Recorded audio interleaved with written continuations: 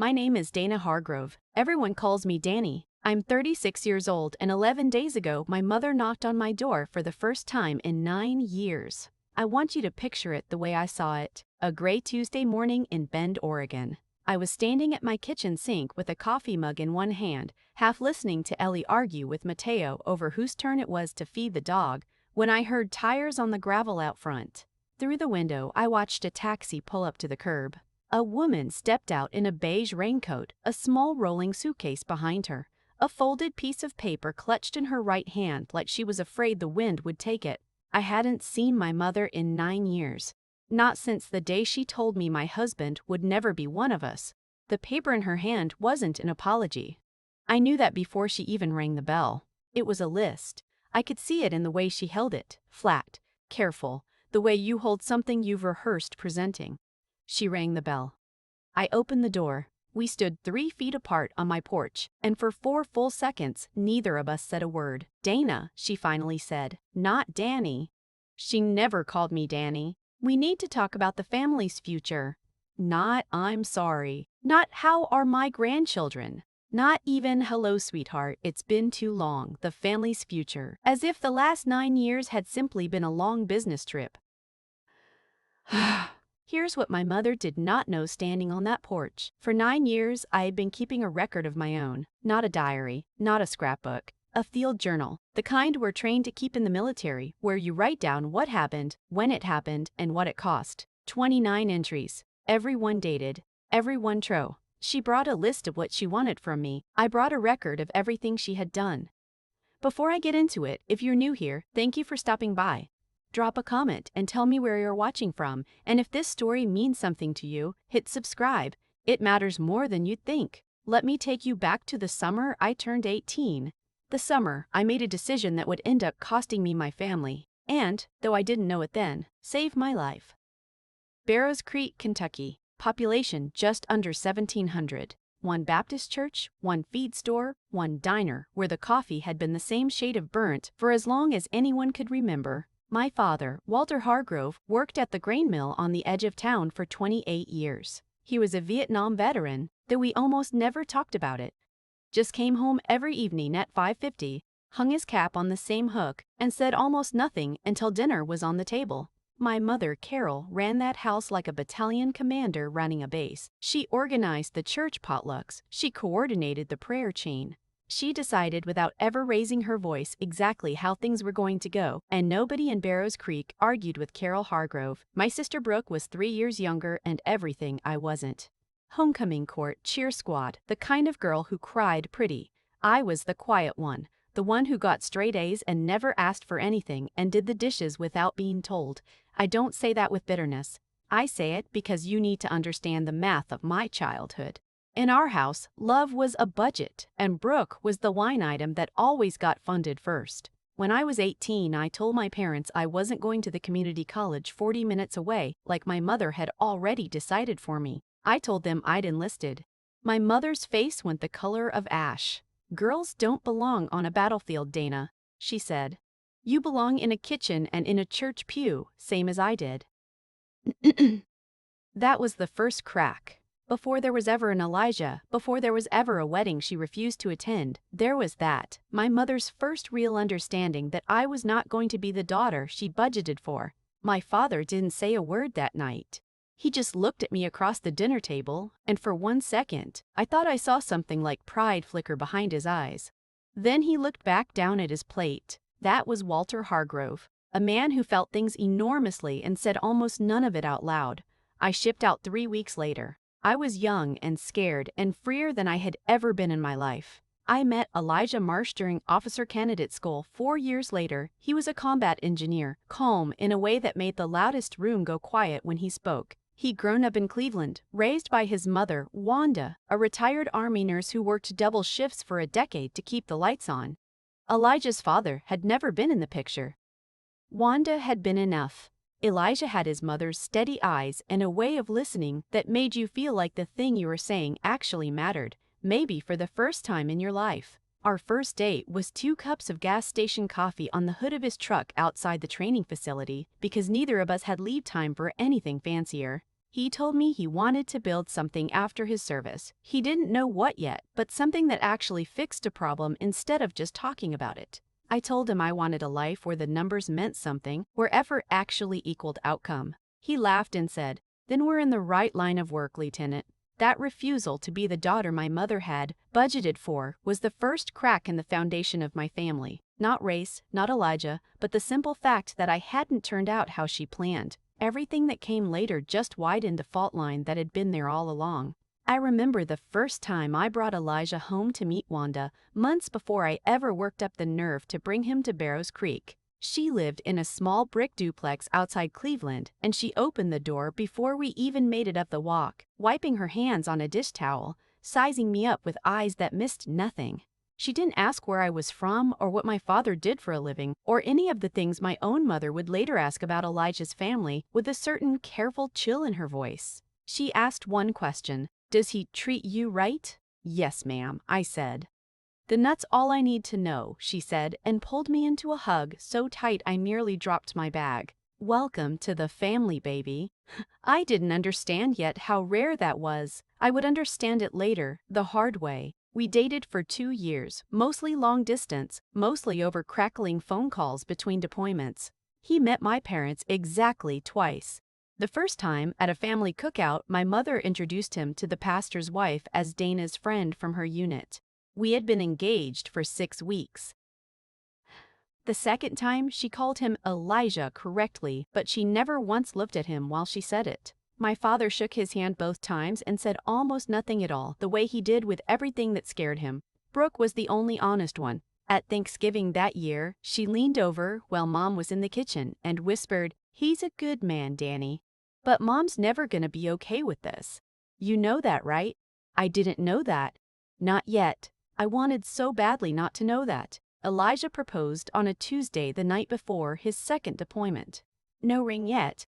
Just the two of us on a fold-out chair outside base housing, his hand over mine. And he said, "I don't know how much time we're going to get, Danny, but I want all of it to be with you. Will you marry me?" I said yes before he'd even finished the sentence. I called my mother that same night. She picked up on the third ring. I told her.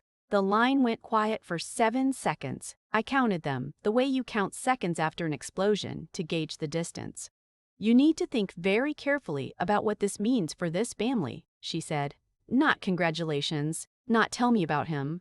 A warning wrapped in a mother's voice. My father got on the extension. He cleared his throat twice. And said nothing at all. 2 weeks later, a letter arrived. Not a text, not a call, a letter, my mother's cursive on cream stationery, 4 paragraphs long. The last one said, "If you go through with this, you are choosing him over your family. We will not attend. And if you go through with that wedding, Dana, do not expect a place at our table again. This isn't about hatred, it's about what people in this town will think of us. I won't have this family looked at differently because of a decision you made." She never used the word I expected. She never said race outright. She didn't have to. I read that letter 3 times, folded it along its original creases, and put it in a manila folder in my footlocker. I didn't know yet why some part of me needed to keep it, but some part of me, the part that had spent 4 years learning to document everything, because in the Army, if it isn't written down, it didn't happen, told me to hold on to it. I held on to it for 9 years. We were married on a Saturday in June, in the small chapel on Elijah's base. 10 guests total, all of them our fellow soldiers. Wanda flew in with a garment bag and a Tupperware container of pound cake she'd baked in her hotel room's tiny oven. She pinned a silk flower to the shoulder of my dress, took both of my hands in hers, and said, "Welcome to the family, baby, for real this time." No one from my side walked me down the aisle. There wasn't really an aisle, just 10 folding chairs and a chaplain who mispronounced both our last names. My dress cost $40 from a consignment shop near the base. Elijah wore his dress blues. We looked like 2 people who'd just done the most important thing of their lives with almost nothing because we had. That night, sitting on the edge of a motel bed with a bouquet of gas station carnations wilting on the nightstand, my hands were shaking, not from doubt. From grief. I had just gotten married, and the 2 people who raised me hadn't cared enough to show up. 1 week later, I mailed my parents a photo from the wedding. On the back, I wrote, "We're happy. I hope someday you can be too." It came back 11 days later, stamped in red, returned to sender. I stared at that stamp for a long time. Then I opened the manila folder, slid the photo inside, and wrote in the corner in black ink, Entry 2. Wedding photo returned. That was the beginning of what would become my field journal. Year 1 was the hardest. I called 4 times. Voicemail every time. I left short messages, the kind where you choose every word because you know it might be the last one anyone ever listens to. Hi, Mom. Just calling to say we're doing well. Elijah's finishing his second tour. I made captain. I miss you. Call whenever you're ready. She never called back. I sent a card for her birthday. One for my father's birthday. One for my father's birthday. All 3 came back with the same red stamp. My father sent exactly 1 text that whole year. 4 words, your mother needs time. That was it. No follow-up. Those 4 words sat in my phone for months like a voicemail I couldn't bring myself to delete. Brooke posted a family photo on Facebook that spring. Mom, Dad, Brooke's new boyfriend, all smiling around the dinner table. Caption, Sunday dinner with my people. I wasn't in the photo. I'd never been invited to be in the photo.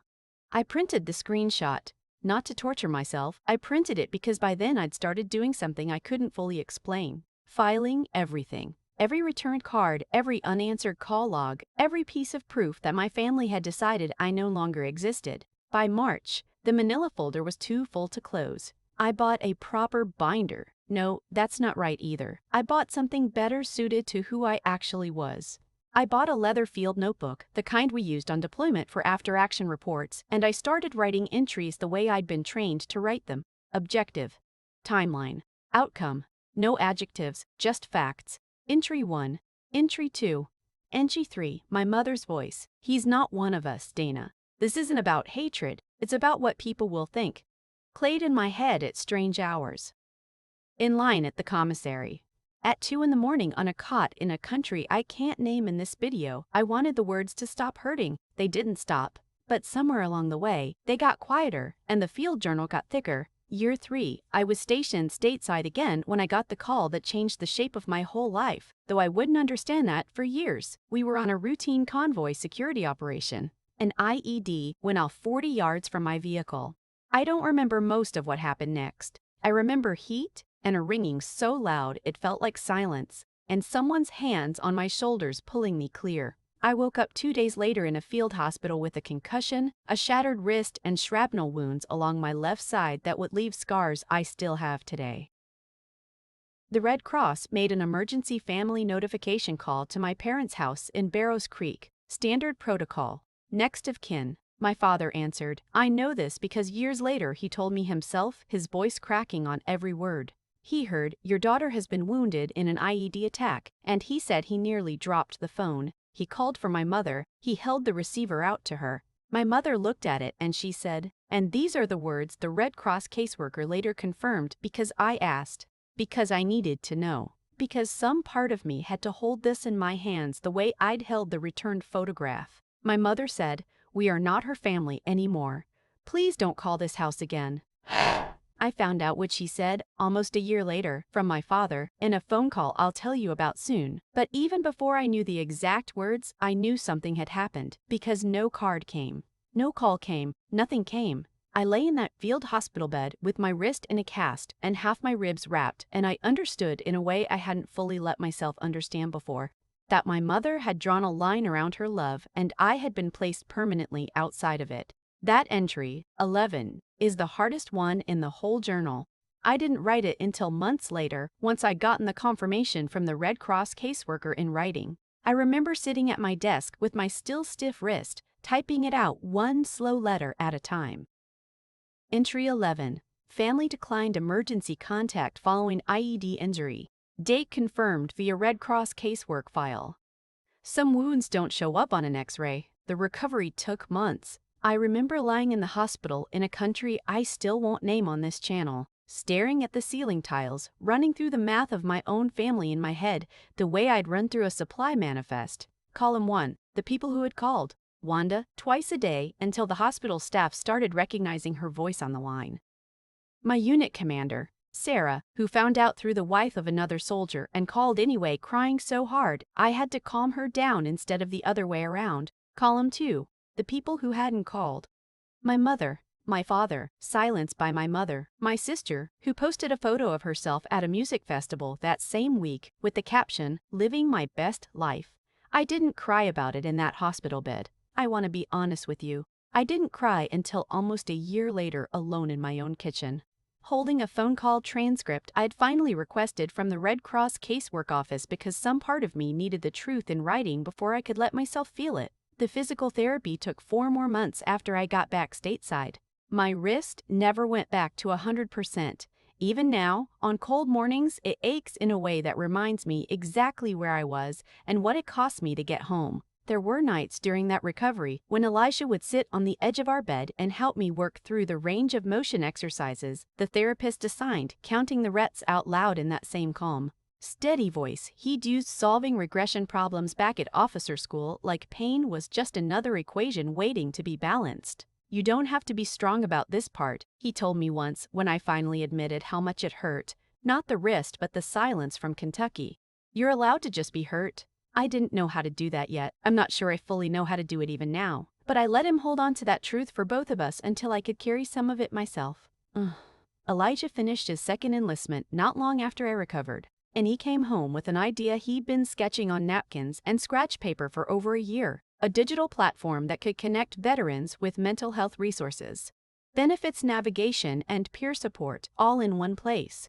Because he'd watched too many friends fall through the cracks between the VA and civilian life, he called it VetBridge. I still had 2 years left on my own contract, so for a while, I did the books at night after 12-hour days in uniform, building the pricing model, learning federal contracting compliance, teaching myself grant applications at my kitchen table while Elijah coded in the next room. VetBridge launched with 3 pilot partnerships and a website that crashed twice on day 1. That same year, I upgraded the field journal properly.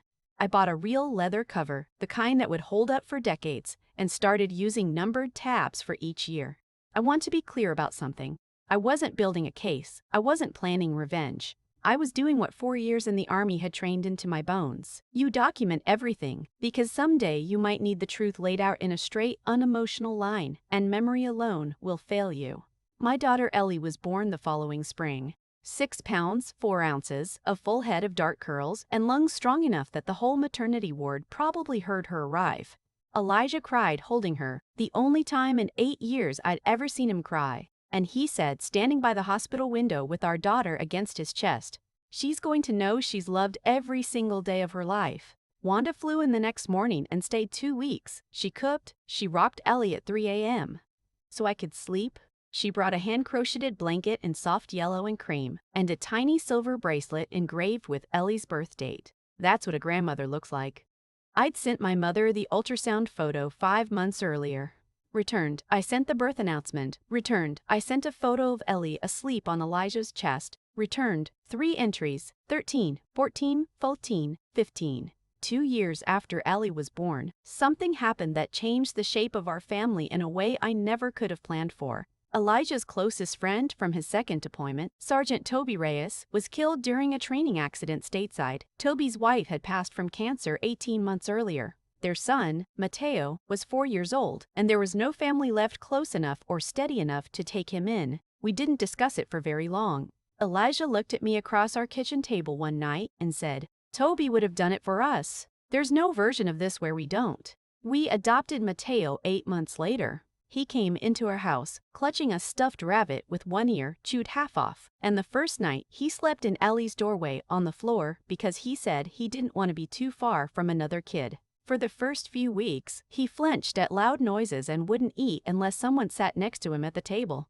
Elijah started sitting on the floor of Mateo's room every night, not talking, just being present, the way you sit with a soldier who's been through something you can't fully reach with words. Slowly, the flinching stopped. Within a year, you couldn't have convinced a stranger those two weren't born under the same roof. Ellie taught him to ride a bike in our driveway, running alongside him with one hand on the seat until he wobbled off on his own, and she screamed with pride, loud enough for the whole street to hear. Mateo taught Ellie to whistle with 2 fingers, a trick his father had taught him, and every time he did it, something in Elijah's face went soft and far away, remembering his friend. My mother heard about it to the Barrows Creek grapevine, the same way she heard about everything. My old friend Sarah Coburn, the one person from my hometown who never stopped talking to me, told me what she'd overheard at the church potluck. My mother had said, to no one in particular, loud enough to be heard, "She takes in a boy who isn't even her own blood, and she still won't come home." She never understood. Family was never about blood in her house, it was about who showed up. By year 5, Vetbridge had grown past the two of us and a folding table in our garage. We'd landed a small seed grant from a Veterans Foundation enough to hire our first 2 employees, a former Army medic who built out our peer support module, and a young Navy vet fresh out of a coding boot camp, who Elijah mentored like a kid brother. By year 6, a larger round of institutional funding let us move into a real office above a bike shop in downtown Bend, with a whiteboard Elijah had bought secondhand and never bothered to replace even after we could afford better. He refused to stop coding, even once we had a real engineering team. Most mornings he was at his desk by 6 headphones on, and I handled the parts of the business he didn't have patience for: vendor contracts, federal compliance paperwork, the budget models I built late into the night after the kids were asleep. By year 7, Vetbridge had grown into something real: recurring federal grant funding, partnerships with 3 regional VA hospitals, 40 employees between our Bend and Portland offices. Elijah still coded most mornings. I ran finance and operations on top of finishing out my last active duty assignment before transitioning to the reserves. We bought a modest 4-bedroom house outside Bend with a yard big enough for Ellie and Mateo to build an actual fort out of scrap lumber Elijah brought home from a hardware run. That was also the year I sent what I told myself would be my last birthday card. 7 years running, 7 returned. This time, I tucked in an extra photo: Ellie and Mateo at their school's fall festival, matching flannel shirts, Ellie missing her 2 front teeth, Mateo grinning so hard his eyes disappeared. On the back I wrote, "They ask about you sometimes. I tell them you live far away." It came back 9 days later. But something was different this time. The envelope flap had been cut open and resealed with a thin strip of clear tape. I held it up to the kitchen light. Someone had opened it. Someone had looked at their faces. And then someone had sealed it carefully back up and sent it back anyway. Entry 23. Birthday card opened and resealed. Photo viewed, still returned. I wrote that entry with a steadier hand than I expected, because by then I'd started to suspect the truth about my father's role in all of this. He wasn't the one drawing the lines. He was the one standing quietly behind them, too afraid to cross. Year 8, Vetbridge caught real attention. A feature in a regional business journal, a grant renewal that made the local news, a short segment on a Portland TV station about a husband and wife veteran team building tools for other veterans. I noticed something strange on my LinkedIn that spring. My profile had been viewed 3 times in 1 week by an account with no name, no photo, location, listed only as Kentucky. Sarah Coburn had been the one person from Barrows Creek who never let the town's silence become her own. We'd been in the same homeroom since 2nd grade, and even after I enlisted, even after the wedding no one from my family attended, she kept sending birthday texts, kept sending photos of her own kids, kept treating me like someone who still belonged somewhere. She used to joke that Barrows Creek ran on 2 things, the Baptist church and the rumor mill, and that most days it was hard to tell which one actually held more power over people's lives. A few weeks after the news segment aired, Sarah called me sounding rattled. "Danny, your mom asked Linda at the bank about something called an acquisition." She didn't know what the word meant. She wanted Linda to explain it to her after church. 7 years of silence, and suddenly my mother wanted vocabulary lessons. Sarah told me later that the whole church had started talking about it. People who'd whispered about my mother behind her back for turning me away over Elijah were now asking her right to her face at coffee hour whether she was going out to Oregon for the holidays this year, whether she'd met the grandkids yet, whether it was true her son-in-law's company had been on the local news. My mother had spent a decade building a version of our family that made sense to Barrows Creek, a version where I simply didn't exist anymore, where there had never been a wedding to skip, never been a granddaughter and a grandson she'd chosen not to know. That version was getting harder and harder to maintain once the whole town could Google my name and find a woman in dress blues standing next to the Bend mayor at a ribbon cutting. The same social pressure she'd once used against me, the fear of what people would think, had quietly turned itself around and pointed back at her. The group text arrived by accident about 2 months later. Brooke had added Sarah to a family group chat, meaning to add a cousin with a similar number. Sarah stayed in it for 3 days before anyone noticed and removed her. She'd taken screenshots of everything. I read them sitting in my truck outside Mateo's baseball practice. Brooke, their company's about to be bought out. I've been reading about it online. If the deal goes through, we're talking millions. Carol, how do we even approach this? She won't listen to me. Walter, this doesn't feel right to me. Carol, Walter, she has more money now than this whole town put together. She can afford to help her own family. Brooke, make a list, Mom. Be specific. She's military. She responds to structure and numbers. Layer it. Retirement first, then medical, then the house. Make it look like an investment in family, not a handout. Walter didn't respond after that. My hands were steady on the steering wheel, not from anger, from clarity. 9 years of silence, a returned photograph, a mother who told an emergency notification caseworker not to call again.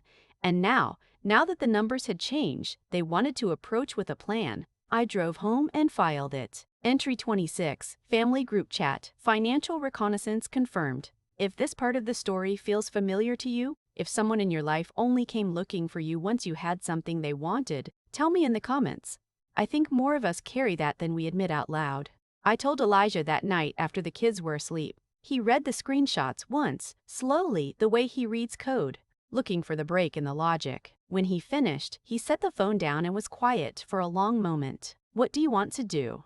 He asked. Nothing yet, I said, but I want to be ready. He nodded. That was Elijah. He never told me what to feel. He just stood beside me while I figured it out.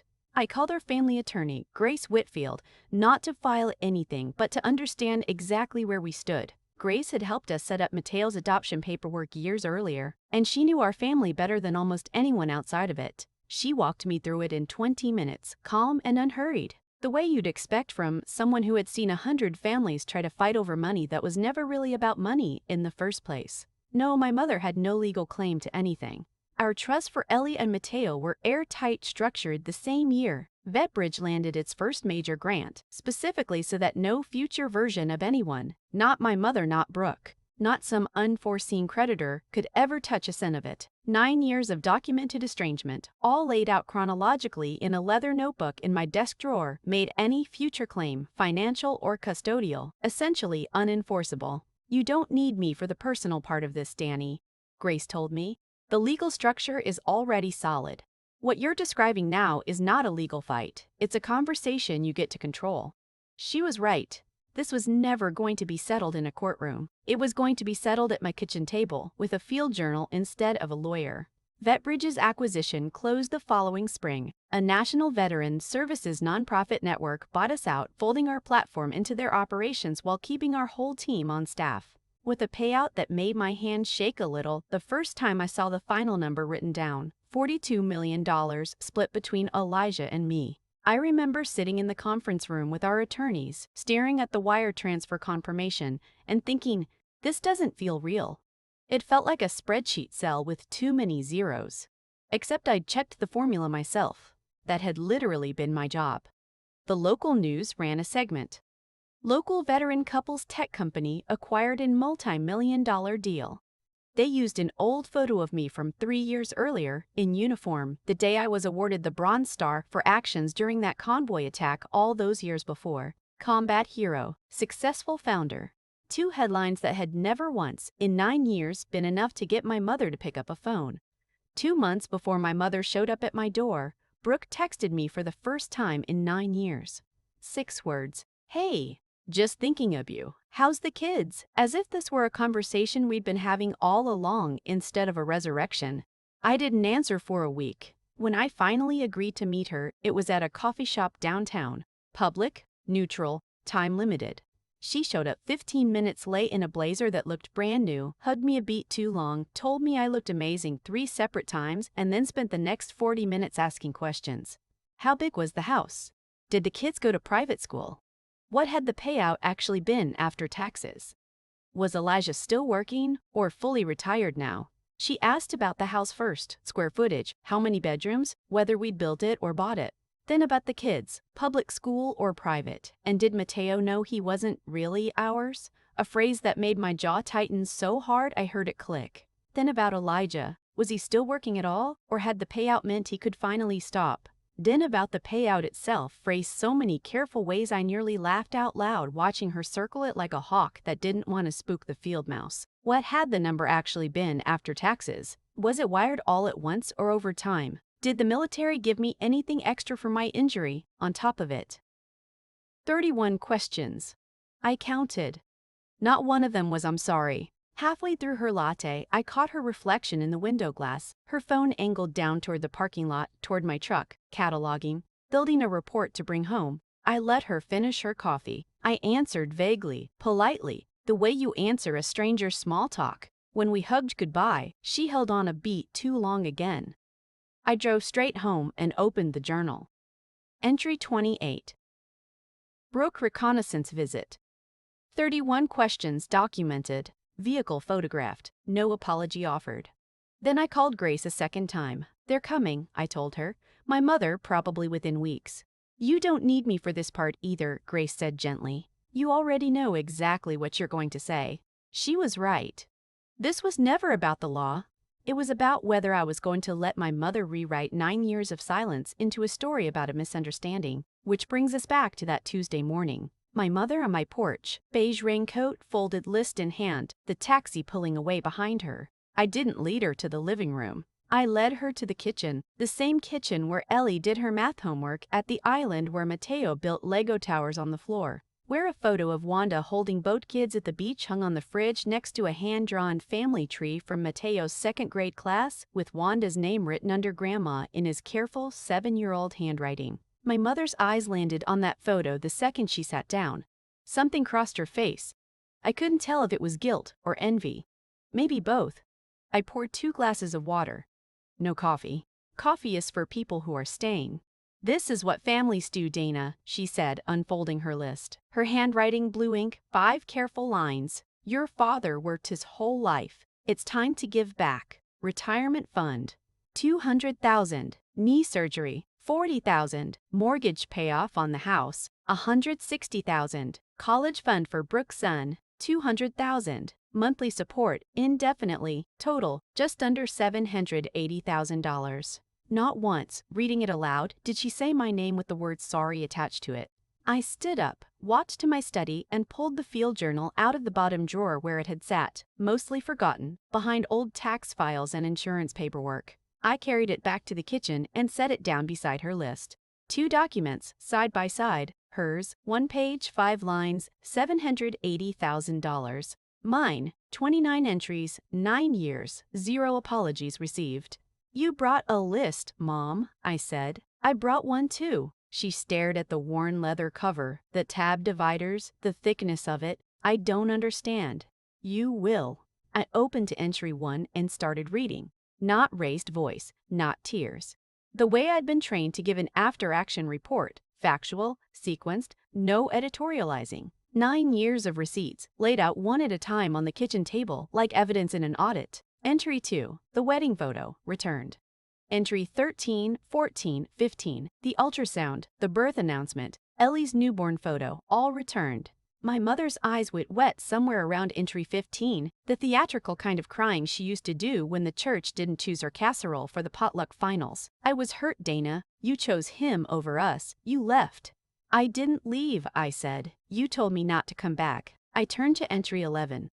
"I need you to hear this one all the way through," I said, and I read it slowly. The Red Cross notification, the IED, my father's voice on the line calling for her, and her answer, "We are not her family anymore. Please don't call this house again," confirmed in writing by the caseworker's own file, which I had requested and received 2 years after the fact, because some part of me had needed to hold the truth in my own 2 hands before I could believe it. My mother went completely still. "I was in a field hospital with a shattered wrist and half my ribs wrapped, Mom," I said. "And you told a Red Cross caseworker not to call this house again." "Ah!" She pressed both hands over her mouth. For the first time since she'd walked through my door, I watched something break loose in her face that wasn't performance. "I didn't know it would," she started and stopped. "You didn't know it would. What? Matter? You didn't think it would matter that your daughter almost died and you hung up the phone?" She had no answer for that. I watched her search through whatever mental catalog of guilt and justification she kept, and find absolutely nothing that fit. I moved to entry 23, the birthday card, opened and resealed. Someone in that house opened this, I said. Looked at their faces, and then sealed it back up and sent it away anyway. Who opened it, Mom? Silence. Dad opened it, I said. Didn't he? And you made him send it back. Her hands went flat on the table. She whispered something so quiet, I almost missed it. I was afraid, she said. I waited. If I let him keep it, if I let any of it in, I would have had to admit I was wrong, that I'd lost 9 years of my grandchildren's lives for nothing, that I'd have to explain to this whole town why I did it. For 1 second, maybe 2, I saw something real behind her eyes, not manipulation, actual fear. The kind that lives buried so long under anger it forgets how to surface any other way. Then it was gone. Her chin lifted. Her spine straightened. But you're the one who left us, Dana. You made your choice. The honest moment evaporated, like steam off hot coffee, gone before I could hold on to it. I want to tell you something honest, because I think it matters. In the seconds before I opened that journal, my hands were shaking, not from doubt. Every part of me wanted to shout, wanted to slide her list across the table and let it fall on the floor, wanted to ask her how she'd slept at night for 9 years. But somewhere in 4 years of officer training, I'd learned something that mattered more in that moment than anger ever could. You don't win an argument by raising your voice. You win it by laying out the facts so cleanly that there's nowhere left for the other person to stand. So I breathed once, and I opened to entry 1. I moved through the tabs slowly. Entry 9. A Christmas card returned, still sealed, the same year my father sent his 4-word text. Entry 17, the gift I'd sent for Brooke's wedding, a set of monogrammed napkins I'd ordered from a shop in Bend, returned unopened 3 weeks later, the tape on the box never even broken. My mother's eyes stayed dry through most of it, her jaw tight, the posture of a woman waiting out a storm she assumed would eventually blow over. It didn't blow over. I turned to entry 26 and read her own daughter's words back to her, word for word, from the group chat Brooke had accidentally leaked. Make a list, Mom. Be specific. She's military. She responds to structure and numbers. My mother flinched at that one. Not because it surprised her, because hearing it read back in my voice, in my kitchen, made it real in a way that whispering it into a family group chat never had. I closed the journal. The metal rings clicked shut. You didn't come here because you missed me, I said. You came here because the numbers changed. She stood up so fast her chair scraped hard against the tile. After everything we did for you growing up, the roof over your head, the food on the table, this is how you repay us? You raised me, I said. That's not a debt, that's what parents do. I paused. You gave me a mother who told a Red Cross caseworker not to call the house, and now you want $200,000 for a knee surgery. She had nothing left. I watched her search for something, anything, and come up empty. For 9 years, I said, his mother was the only grandmother my children had. She flew in every time we needed her without ever being asked twice. And you couldn't even bring yourself to open a birthday card without hiding it afterward. The garage door rumbled. Elijah walked in through the mudroom, keys in one hand, laptop bag over his shoulder. He saw my mother. He saw the journal on the table. He saw me. He didn't say a single word. He set his bag down, crossed the kitchen, sat in the chair beside mine, and put his hand on my shoulder. That was all. No confrontation, no speech, just a man sitting beside his wife because she needed him there. My mother looked at his hand on my shoulder, at the space between us that held no tension at all, no performance, no need for a single word to fill it. I watched her understand, in real time, that I hadn't spent 9 years waiting for her. I'd built something whole without her. I spoke quietly, the way you deliver a final number in a report, factual, complete, no revision pending. Mom, I'm not giving you the money. She opened her mouth. Not because I can't afford it, I said before she could speak. Because the moment I hand you a check, you'll convince yourself you were right to stay away until it became profitable to come back. You'll tell yourself, and you'll tell Brooke, that the silence was just a rough patch. It wasn't a rough patch. It was a choice. Your choice. Every returned card, every phone call you refused to take. A caseworker you told not to call back while your daughter was lying in a field hospital. She didn't take the list back when I held it out to her. It hung there in the air between us.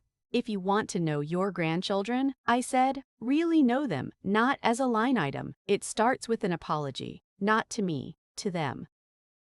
And it doesn't start today. It starts whenever you're ready to actually mean it. My mother picked up her suitcase. She walked to the front door, stopped, turned halfway around, opened her mouth, closed it again, and walked out. The door clicked shut behind her. Not a slam, a click. The sound of someone leaving who understood, somewhere underneath all that pride, that she'd lost something money could never buy back. If someone only showed up in your life after the numbers changed, I want to hear about it. Tell me in the comments. And if this story reminded you that your worth was never a dollar figure, share it with somebody who needs to hear that today.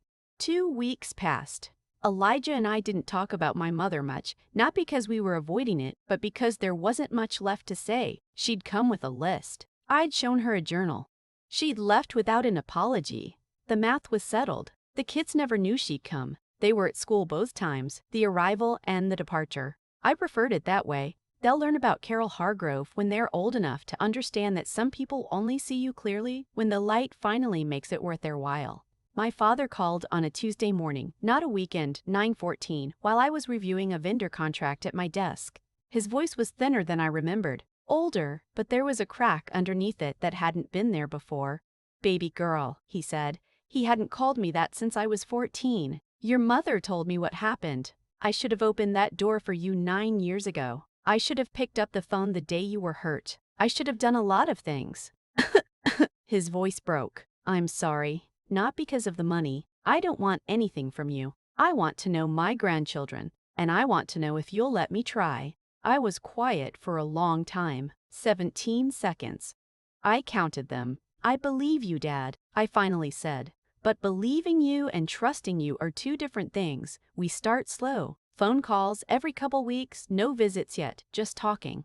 He was quiet for a moment, and I could hear him breathing on the other end, the way you can hear a man trying to hold himself together. "Your mother doesn't know I'm calling you," he finally said. "She thinks I gave up on that a long time ago. Truth is, I gave up on standing up to her a long time ago. Not on you, never on you." "Then why now, Dad? Why did it take the money for you to say any of this?" There was a long pause. I let it sit. I'd learned, in the army and out of it, that silence often does more work than a question ever could. "I don't have a good answer for that," he finally said. "I wish I did.